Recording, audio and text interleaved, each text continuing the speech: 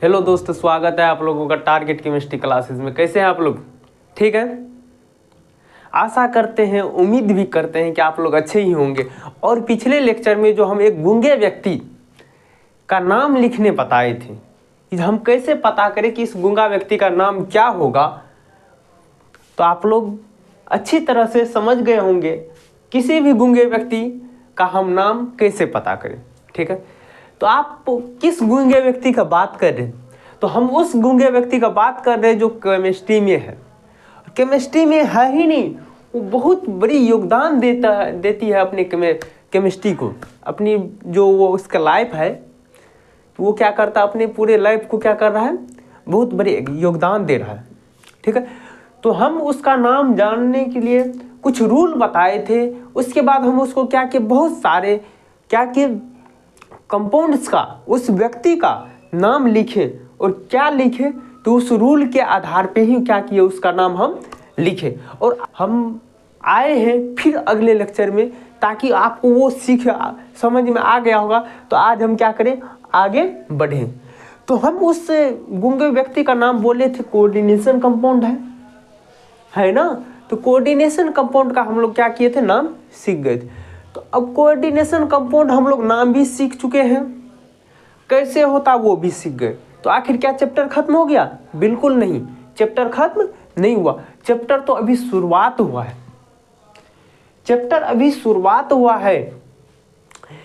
अब देखिए, चैप्टर जो शुरुआत हुआ है, तो अब जो टॉपिक आएगा तो लगभग एग्जाम में यही से पूछा जाएगा। केवल अभी से पहले जो भी पढ़े, हम केवल नींव रख रहे थे कि नींव क्या हो सकता है, कैसे होगा, हम वो देख रहे थे। देखिए, कोई बच्चे यदि जन्म लेते हैं ना, तो इसका मतलब ये नहीं होता है कि वो सक्सेसफुल व्यक्ति हो गया। आप ही लोग अपना एग्जाम्पल लीजिए, हम ही ले लिए, हम अपना लेते हैं।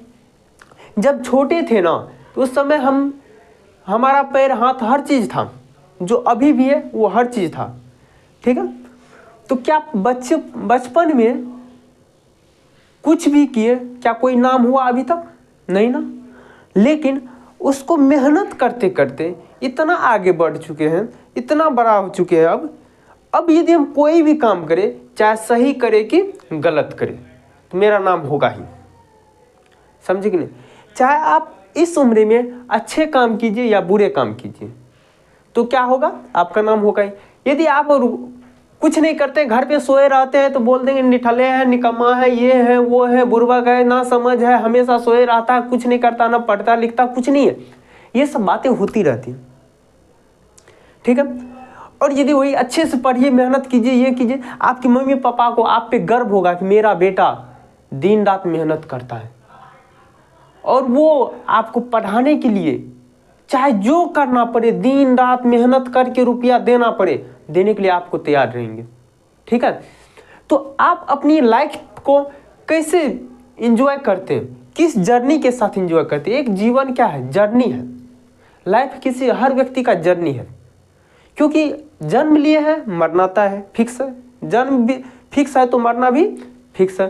तो इस जर्नी में आप क्या करके दे रहे हैं समाज को, आप अपना क्या इज्जत प्रतिष्ठा बना के जा रहे हैं। मान लीजिए आप अरबपति हो गए, खरबपति हो गए, कितनों रुपया कमा लिए, यदि आपका इज्जत नहीं है ना, तो आप इस जर्नी को कुछ नहीं कर पाए। यहाँ जन्म हुआ, यहाँ मृत्यु हुआ, यदि आपका इज्जत नहीं है तो आप कुछ भी नहीं कर पाए। तो आप जन्म से लेकर मृत्यु तक ये कोशिश में रखिए, आज न कल हम कभी भी मर सकते हैं। क्योंकि मेरा जन्म हुआ है तो मरना तय है। तो हम जल्द से जल्द कुछ न कुछ करके दिखा दें कि हम ये करके दिखाएं, हम अपनी जर्नी को इस तरह एंजॉय किए। और अपनी जर्नी में कभी भी टेंशन मत लीजिए, हमेशा कोई भी काम कीजिए तो हंसते हंसते कीजिए। ठीक है, हंसते हंसते करने से क्या होता है, आपका काम सुलभ हो जाता है। एग्जाम हॉल में मान लीजिए कोई भी स्टूडेंट होता है, बहुत तेज तराक पढ़ने में है, लेकिन जाते ही यदि वो डर गया तो वो आधा चीज भूल गया। और वही कुछ बच्चे निडर होते हैं, अरे देख लेंगे क्या होगा, वो भी मानव है, हम भी मानव है, वो हमसे सीनियर है तो हम उसको रिस्पेक्ट करेंगे, ये सोचकर जो जाते हैं तो अच्छे से लिख के आते हैं। नहीं होते रहता, अगल बगल से भी थोड़ा बहुत झांक के लिख लेते हैं।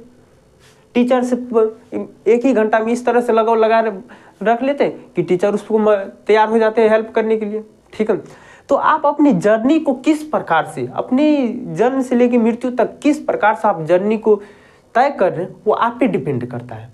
ठीक है, तो वैसे ही कोऑर्डिनेशन कंपाउंड को अभी हम लोग बनाए कि ऐसा स्ट्रक्चर होता है, लेकिन ये क्या क्या कर सकता है इसके बारे में तो जानना है ना।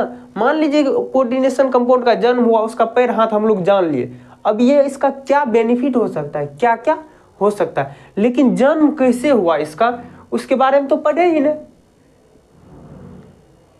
अब इसके बारे में हमें क्या पढ़ना है, जो कैसे जन्म हुआ इसके बारे में पढ़ना। जैसे एग्जांपल के लिए किसी भी व्यक्ति का जन्म होता है, तो मान लीजिए कोऑर्डिनेशन कंपाउंड का जन्म हुआ, हम लोग देखें कि लिगांड है, सेंट्रल मेटल है, एटम है, ये ऐसा है वैसा है, ऐसा रहेगा तो क्या हो जाएगा, लिगांड होगा, सेंट्रल मेटल एटम होगा, आयोनाइजेशन स्फीयर होगा, तो ये सब होगा, क्या होगा, कोऑर्डिनेशन स्फीयर होगा, कोऑर्डिनेशन कंपाउंड होगा, तो ये सब होगा। ठीक है, तो ये जो कोऑर्डिनेशन स्फीयर एक तरह से मान लीजिए लोगों का एग्जांपल ले, ये हाथ है, ये घड़ी है ना, पैर है, जो भी है, ये बाल है, नाक है, कान है, ठीक है ना, मुंह है, ये सब क्या है, एक मनुष्य का लक्षण है, दिखाई देता है। ठीक है, वैसे कोऑर्डिनेशन कंपाउंड का केवल हम क्या किया, अभी स्ट्रक्चर देखें, लेकिन ये बना कैसे, आज इसके बारे में जानेंगे। मतलब मनुष्य के जन्म से पहले वो कैसे था, वायु में हम लोग पढ़ते हैं, तो वैसे ही कोऑर्डिनेशन कंपाउंड से पहले मतलब ये कैसे निर्माण हुआ, इसके बारे में हम जानेंगे आज। और उसके बाद क्या जानेंगे कि ये करता क्या क्या है, क्या क्या कर सकता है, क्यों इतना ये मायने रखता है। ठीक है, तो आज का हम स्टार्ट करें। आज है वार्नर्स थ्योरी। सबसे पहली बात, वार्नर्स बहुत माइंड के एक्टिव व्यक्ति थे, बहुत दिमाग के एक्टिव व्यक्ति थे। ये ऐसे साइंटिस्ट थे जिन्होंने कोऑर्डिनेशन कंपाउंड के बारे में 1893 ईस्वी में बता दिया। कितने में बताया, 1893 ईस्वी में। इन्होंने जो 1893 ईस्वी में बताया, वो क्या बोला, इलेक्ट्रॉन क्या करेगा, लोन पेयर, इलेक्ट्रॉन क्या है, एक लोन पेयर में 2 इलेक्ट्रॉन देगा, वो क्या करेगा, कोऑर्डिनेट बॉन्ड बनाएगा। लेकिन उससे पहले क्या आपको पता है, इलेक्ट्रॉन का खोज नहीं हुआ था। बहुत रहस्यमय बात है। सोचिए वार्नर्स की कितना दिमाग एक्टिव था। हम जिस चीज को अभी पढ़ रहे हैं हम लोग को समझ में नहीं आता है, आ रहा है क्या, जल्दी बिना पढ़े समझ में नहीं आता। और वो ऐसे व्यक्ति थे, इतने महान व्यक्ति थे कि जो इलेक्ट्रॉन का खोज हुआ 1896 ईस्वी में, उन्होंने इलेक्ट्रॉन के बारे में 1893 ईस्वी में बता दिया। बिना इसके खोज हुए इसके बारे में बता दिया कि इलेक्ट्रॉन क्या, कुछ इलेक्ट्रॉन का नाम नहीं दिया, जो बोल दीजिएगा नाम दिया, तो उन्होंने बोला कि कुछ ऐसा चीज है जो क्या कर रहा है, बॉन्ड बना रहा है। बाद में पता चला कि इलेक्ट्रॉन है। ठीक है, तो 1893 ईस्वी में ही क्या क्या वार्नर्स ने बता दिया, जो कुछ है जो बॉन्ड बना रहा है। बाद में जाकर 1896 ईस्वी में जो है ना इसका खोज हुआ। किसने किया था, जे थॉमसन ने किया था इलेक्ट्रॉन का खोज। ये 1896 ईस्वी में जाके इलेक्ट्रॉन का खोज किया, लेकिन 1893 में ही क्या किया, वार्नर्स ने खोज कर कोऑर्डिनेट बॉन्ड के बारे में बता दिया। कितना दिमाग के एक्टिव व्यक्ति है बताइए, जिससे बॉन्ड बन रहा है उसके बारे में पता ही नहीं है जो क्या है नहीं है, लेकिन ये बोल दिया किसी चीज से बॉन्ड बन रहा है। बहुत एक्टिव माइंड का बात हो गया, समझे कि नहीं। तो वार्नर्स सबसे पहला साइंटिस्ट थे, वार्नर्स। और ये काम शुरुआत में जब ये बोला तो बताइए, ये योगदान है इलेक्ट्रॉन का जो 1896 में खोजे हुआ और ये 1893 में दे दिया। तो लोग कैसे मान ले सच, उस समय उतना डेवलप भी नहीं था, साइंस उतना डेवलप नहीं था।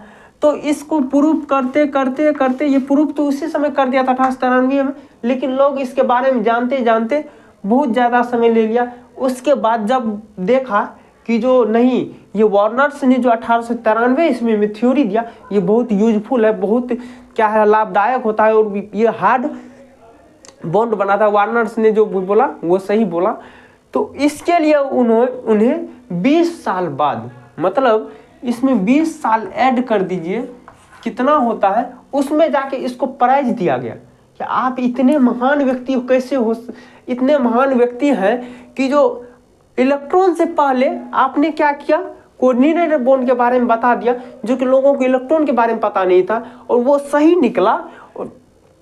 इसीलिए उन्हें क्या किया गया, नोबेल प्राइज से सम्मानित किया गया। जब पूरी तरह से इसकी जांच और हो गया तो उसके बाद क्या हो गया, 1913 ईस्वी में, कब, 20 साल, जस्ट 1893 से 20 साल बाद क्या किया, 1913 ईस्वी में इन्हें नोबेल प्राइज से सम्मानित किया गया। किसको, वार्नर्स को। एक रहस्यमय बात हो गया यार, किसी चीज का जानकारी ना हो और उसके बारे में बता देना बहुत, और वो जो भी बताया हर चीज सही हो गया। बाद में उसमें जाके बहुत सारे साइंटिस्ट ने क्या किया, सुधार की। ठीक है, तो देखिए वार्नर्स थ्योरी क्या था, इसका पूरा नाम था अल्फ्रेड वार्नर। क्या था, अल्फ्रेड वार्नर। उन्होंने थ्योरी दिया कब, 1893 ईस्वी में। लिखते हैं,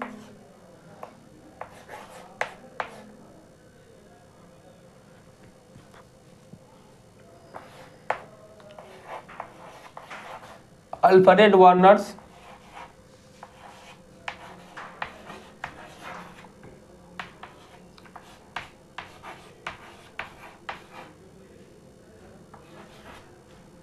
अल्फ्रेड वार्नर ने क्या किया, थ्योरी दिया कब, 1893 ईस्वी में, इन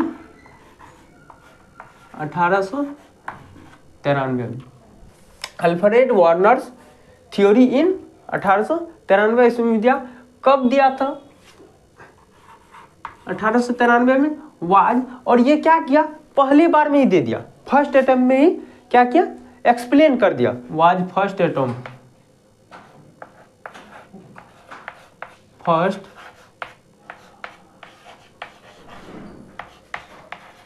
पहले एटम पे क्या कर दिया, was first atoms to explain, explain किया किस चीज को, बॉन्डिंग को, किसके, कोऑर्डिनेशन कंपाउंड की। Explain in 1893 was first attempt to explain the bonding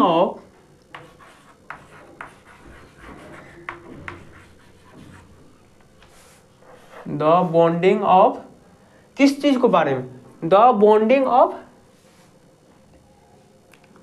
bonding in कीजिए, बॉन्डिंग इन कोऑर्डिनेशन कंपाउंड,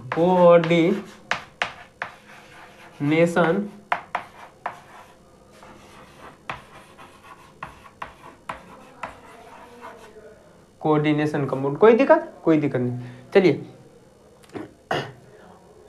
और इसके लिए उन्होंने क्या किया, नोबेल प्राइज जीता। कब जीता, 20 साल बाद, मतलब 1913 ईस्वी में।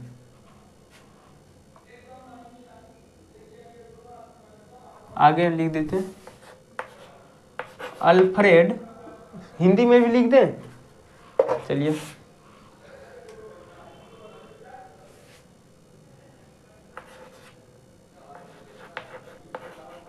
अल्फ्रेड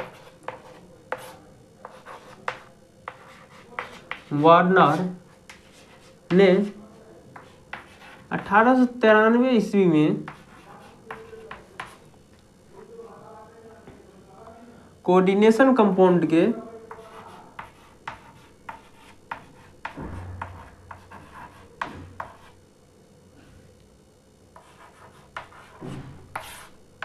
यौगिक के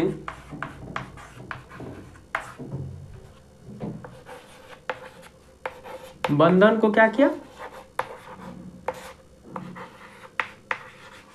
वर्णन किया।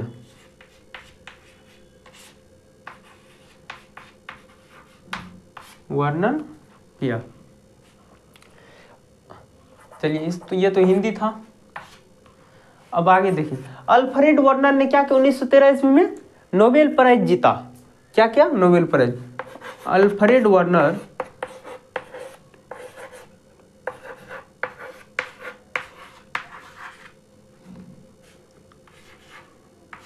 वन नोबेल प्राइज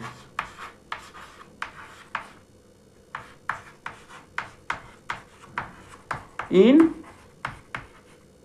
1913 में क्या किया इन्होंने, नोबेल प्राइज जीता। अल्फ्रेड वार्नर ने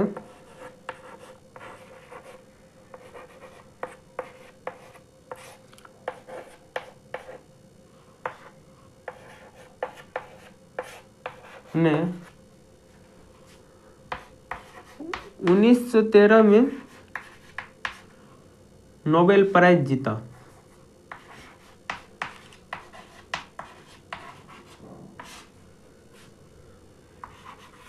पुरस्कार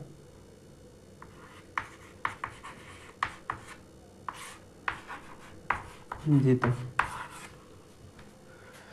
ठीक है, अब देखिए इन्होंने क्या बोला, दो चीज दिया, प्राइमरी वैलेंसी भी सेकेंडरी वैलेंसी में।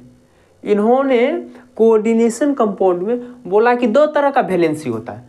जो कोऑर्डिनेशन कंपाउंड अभी हम लोग पढ़े थे ना, उसमें क्या बोला, दो तरह के वैलेंसी होता है। वैलेंसी मतलब क्या होता है, तो मतलब दूसरा इलेक्ट्रॉन उसको दे रहा है, मतलब उसकी कक्षा में जितने खाली है उसको क्या कर रहा है, भर रहा है। वैलेंस क्या कर रहा है, भर रहा है, बाहरी कक्षा को भर रहा है। तो देखिए, तो क्या बोला इसमें इन्होंने, दो तरह के वैलेंसी होता है। तो इन कोऑर्डिनेशन कंपाउंड में क्या बोला, इन कोऑर्डिनेशन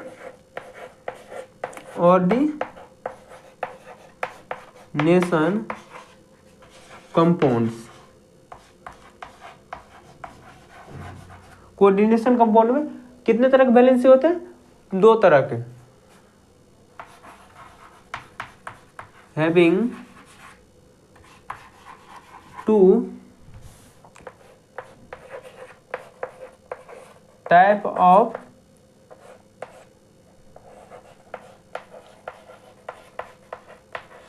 दो तरह के वैलेंसी होते हैं।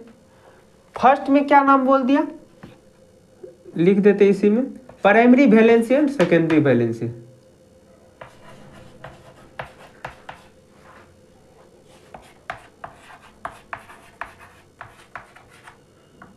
और दूसरा सेकेंडरी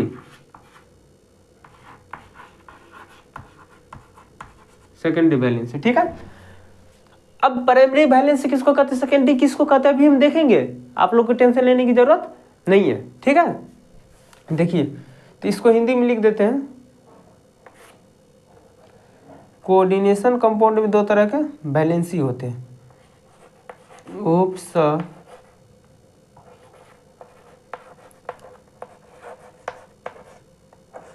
संयोजन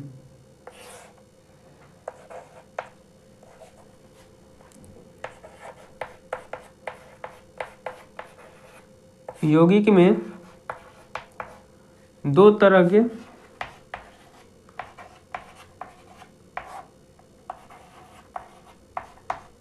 वैलेंसीज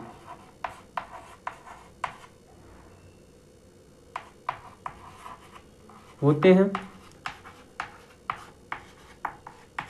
दो तरह के क्या होते हैं, वैलेंसी होते हैं, प्राइमरी और सेकेंडरी। अब आगे देखिए किसको कहते हैं प्राइमरी, किसको कहेंगे सेकेंडरी। लेकिन बात आती है ना कि जो कोऑर्डिनेशन कंपाउंड कैसा होगा, कैसे बनाया होगा, पता कैसे उसको चला, इस चीज के बारे में हम जानते हैं, पता उसको कैसे चला।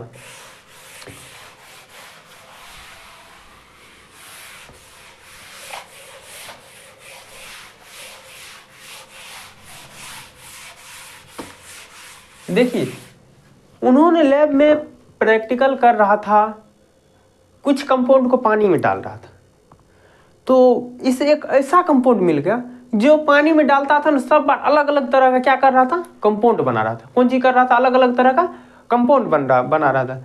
तो कौन सा ऐसा कंपाउंड है जो अलग अलग बना रहा था, देखिए बताते हैं। उन्होंने क्या किया, COCl3 है, पहले इसको किसके साथ मिलाया, NH3 के साथ। किसके साथ मिलाया, NH3 के साथ मिलाया। तो ये क्या बना, जब ये बना तो क्या बना, ऐसे बना COCl3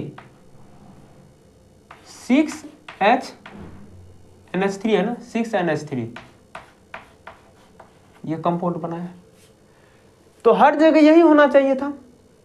तो आगे देखा इन्होंने कि जो ये ऐसे नहीं हो कि सब क्या हो रहा, कुछ ऐसे हो जा रहा है, COCl3.5H2 5NH3 और क्या हो जा रहा है, Cl3, 5 के बाद 4 पे आ जा रहा है, 4NH3, फिर किस पे आ जा रहा है, COCl3,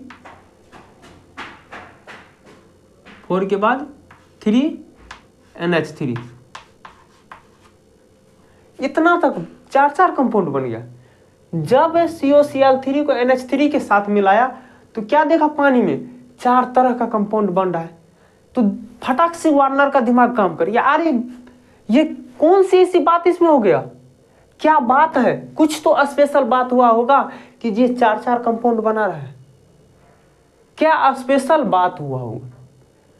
तो उन्होंने अपना मंथन स्टार्ट किया, तो उन्होंने क्या देखा, इसके स्ट्रक्चर के बारे में देखा। किस चीज के बारे में देखा, स्ट्रक्चर के बारे में। देखिए स्ट्रक्चर पे उन्होंने क्या देखा, ये ले लिया कंपाउंड, देखा कैसा बनावट है, देखो पहला ले लिया COCl3.6NH3 है ना, 6NH3। तो इन्होंने कैसा स्ट्रक्चर देखा, क्या बना, तो इन्होंने देखा कि इसमें जो होता है ना, ये Cl बाहर में रहता है और ये क्या करता है, CO के साथ आ जाता है। क्या होता है देखो, CO, ठीक है, अब NH3 का होल 6, NH3 का होल 6 और Cl3Cl यहाँ होगा, Cl3 नहीं होगा, क्यों, Cl, क्योंकि ये बाहर जाने के बाद जो होता है ना, तो ये एटॉमिक, यहाँ पे देखिए ये बाहर जैसे Cl3 लिखेंगे तो Cl3 अकेला नहीं लिखेंगे, ठीक है। यहाँ पे क्या करना है, इस 3 को यहाँ लिख देना है, क्योंकि Cl पे -1 चार्ज होता है, तो चार्ज भी तो बैलेंस होना चाहिए। तो यहाँ पे Cl पे -1 हो गया, तो यहाँ क्या हो जाएगा, -1, लेकिन एक गो के लिए -1 होता है, 3 गो के लिए -3, यहाँ उसका उल्टा +3। तो आपको इसमें हम एक चीज बता देते हैं कि यहाँ जितना क्या रहेगा, ये संख्या रहेगा, अर्थात इस पे जितना चार्ज होगा ये होगा प्राइमरी वैलेंसी, इस पे जितना चार्ज होगा ये क्या हो जाएगा, प्राइमरी वैलेंसी। और इस पे जो चार्ज होगा, जितने लिगांड के द्वारा ये जुड़ा हुआ रहेगा, वो क्या हो जाएगा, सेकेंडरी वैलेंसी। देखिए जितना लिगांड से जुड़ा हुआ रहेगा वो क्या हो जाएगा, सेकेंडरी वैलेंसी हो जाएगा। तो देखिए, और इस साइड जो भी होगा, तो हम लोग क्या पढ़े, इधर जो भी होता है क्या होता है, एनायन ही होता है ना। ये प्राइमरी वैलेंसी होता है, मतलब इस पे जो चार्ज होगा ये प्राइमरी वैलेंसी होगा। यहाँ 2 गो Cl होता तो यहाँ +2 हो जाएगा, क्योंकि एक Cl पे 1 माइनस, तो 2 गो पे -2 हो गया, तो उसको संतुलित करने के लिए यहाँ +2, तो प्राइमरी वैलेंसी यहाँ क्या हो जाएगा, +2 हो जाएगा। तो इस प्रकार से क्या हो जाएगा ना, इसका स्ट्रक्चर ऐसे बनेगा। देखिए CO सेंट्रल मेटल एटम हो, हाँ यहाँ पहले कोऑर्डिनेशन नंबर हम देख लेते एक बार। कोऑर्डिनेशन नंबर कितना है, कोऑर्डिनेशन इस पे +3 होगा तब ना 6 बना है, ये +3 पे आ जाएगा और ये 6 हो जाएगा। कैसे +3 होगा, पिछले लेक्चर में बताए हैं। तो इसका कोऑर्डिनेशन नंबर 6, तो जिसका कोऑर्डिनेशन नंबर 6 होता है वो ऑक्टाहेड्रल होता है। ऑक्टाहेड्रल मतलब क्या होता है कि फटाफट क्या कीजिए, 4 को ऐसे दे दीजिए, इस चारों को आराम से मिला दीजिए, ठीक है। कितना हो गया, 1 2 3 4, एगो को ऊपर में भी दे दीजिए, एगो को नीचे में, ठीक है। इस प्रकार से अब ये जो अंदर में है ये सबको पहले सजाना है, सबको दे दो पहले, NH3 NH3 NH3 NH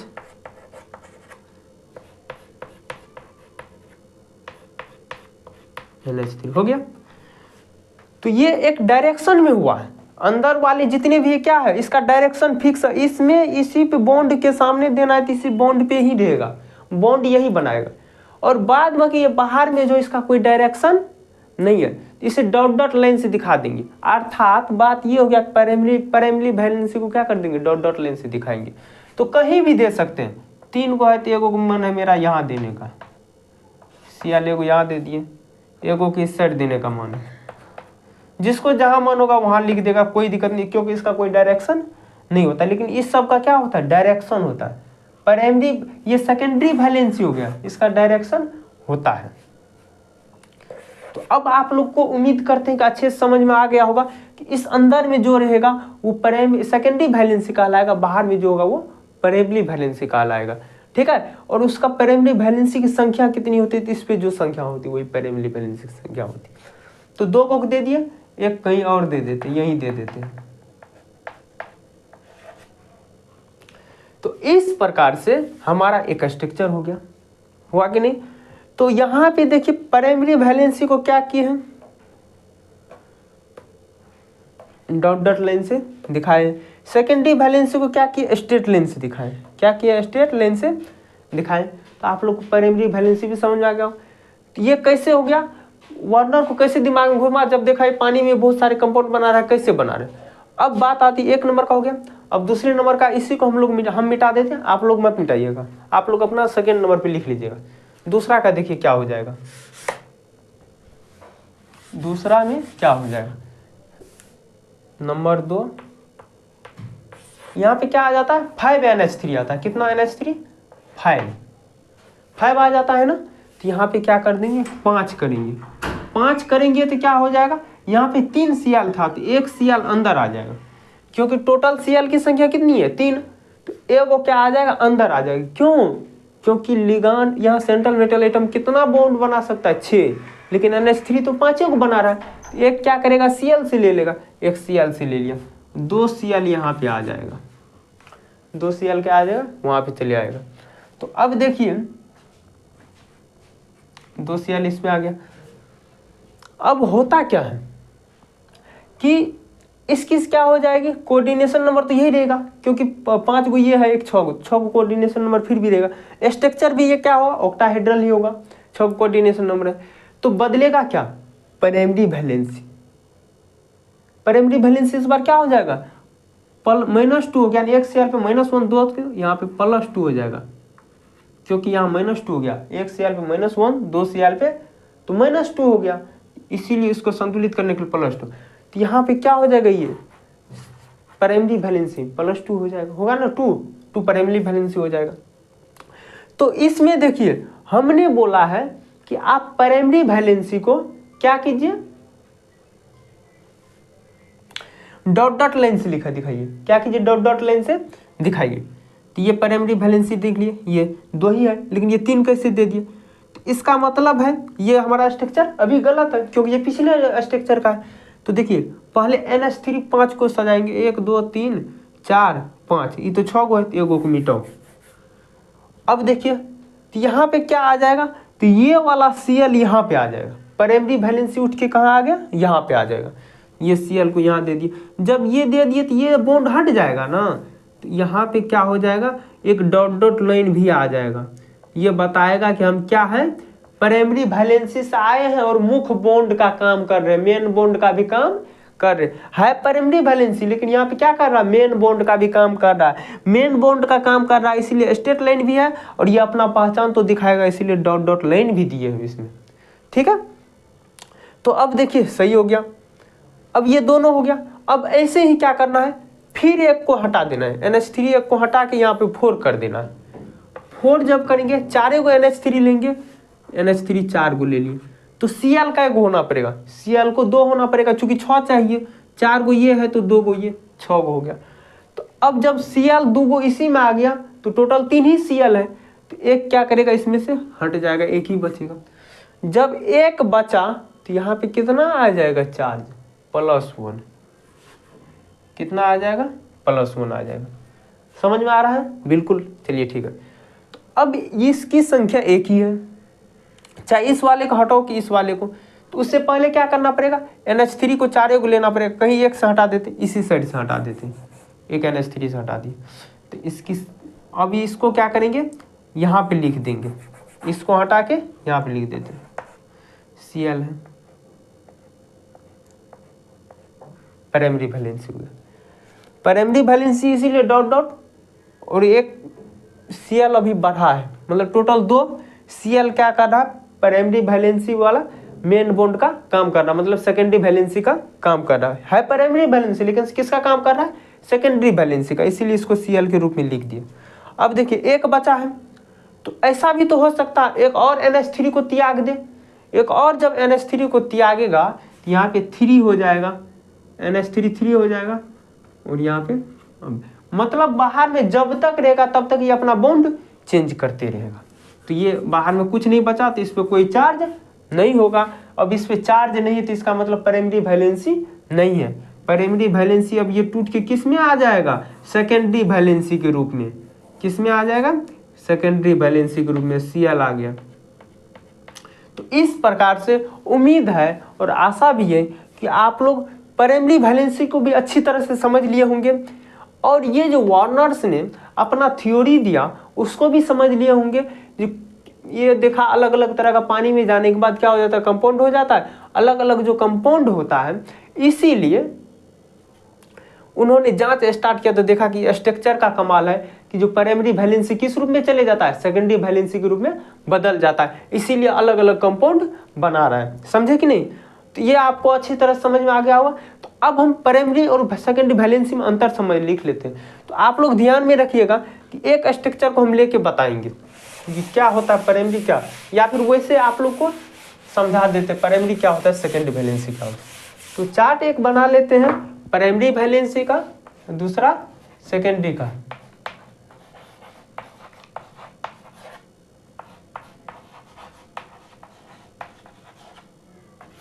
दूसरा secondary valency.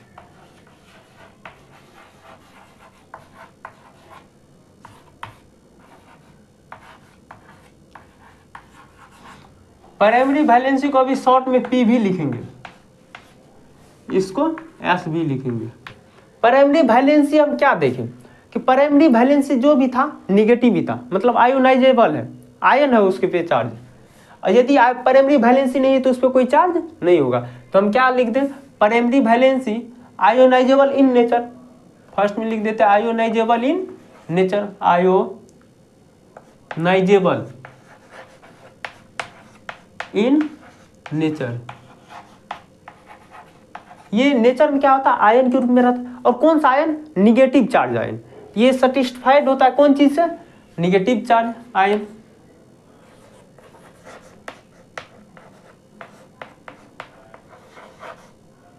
Negative minus B charge. अब ये देखिए, क्या ये आयोनाइजेबल होगा नेचर में, क्या इसमें आयन रहेगा?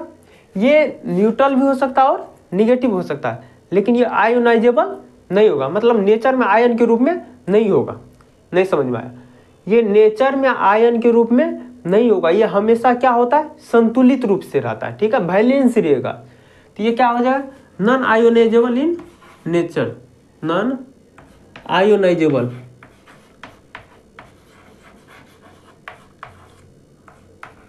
इन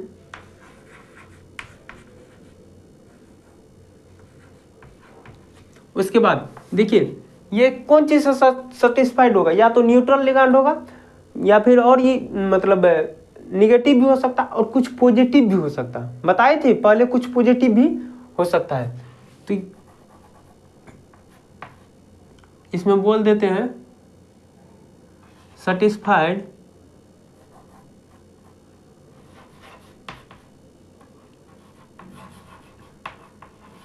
सेटिस्फाइड बाय न्यूट्रल या निगेटिव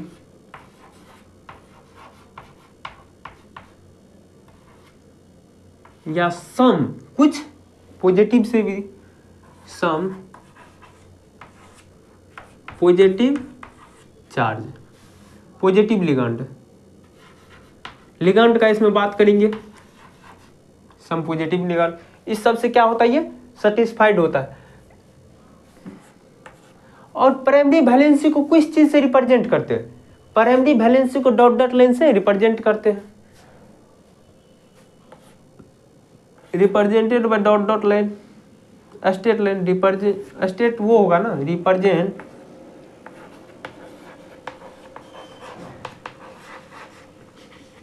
बाय डॉट डॉट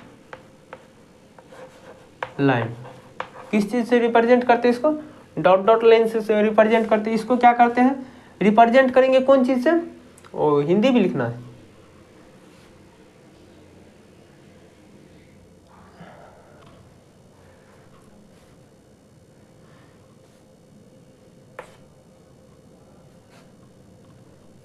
यह निगेटिव चार्ज से, यह माइनस बी से संतुष्ट होता है, संतुष्ट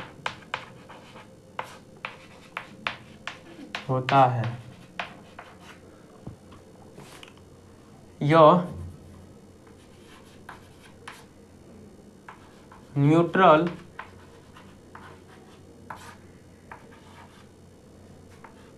या निगेटिव या कुछ पॉजिटिव लिगैंड द्वारा संतुष्ट होता है, द्वारा संतुष्ट होता है।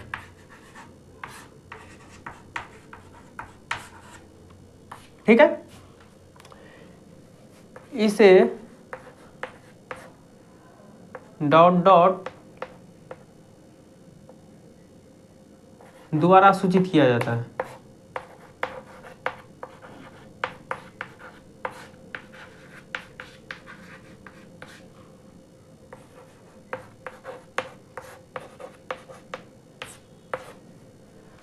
इसे कौन चीज द्वारा सूचित किया जाता है? स्टेट लाइन द्वारा सूचित किया जाता है।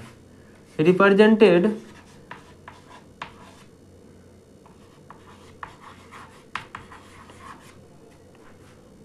State line, state represented by state line, by state line line, ऐसे तीर दिखा दीजिए। इसे स्टेट लाइन द्वारा रिप्रेजेंट किया जाता है। इसे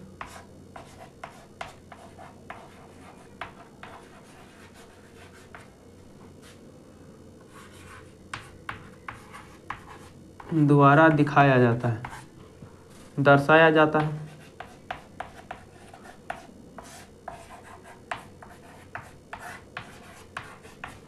इसे किस चीज द्वारा दिखाया दर्शाया जाता है? स्टेट लाइन द्वारा दर्शाया जाता है। और ये क्या होगा? इसका कोई डायरेक्शन होगा क्या? कहीं भी लगा देते थे, इसका कोई डायरेक्शन नहीं होता है, तो हम क्या बोलेंगे? ये नॉन डायरेक्शनल होता है, ये नॉन डायरेक्शनल होता है।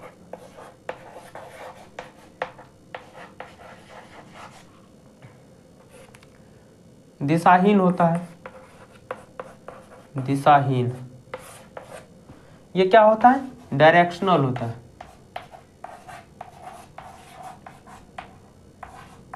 ये डायरेक्शनल होता है, इसका डायरेक्शन फिक्स होता है। इसमें क्या होता है? दिशा होता है। और बताइए,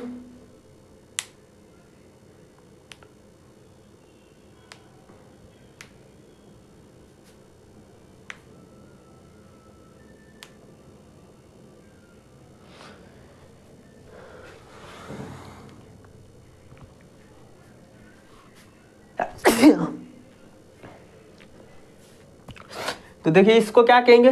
क्या इसको हम आयोनाइजेशन स्फीयर कह सकते हैं? ये आयोनाइजेशन स्फीयर कहलाता है, आयोनाइजेशन स्फीयर। आयोनाइजेशन स्फीयर होता है, लेकिन ये क्या होता है? आयोनाइजेशन स्फीयर नहीं होती, ये कोऑर्डिनेशन स्फीयर होता है। ये क्या होता है?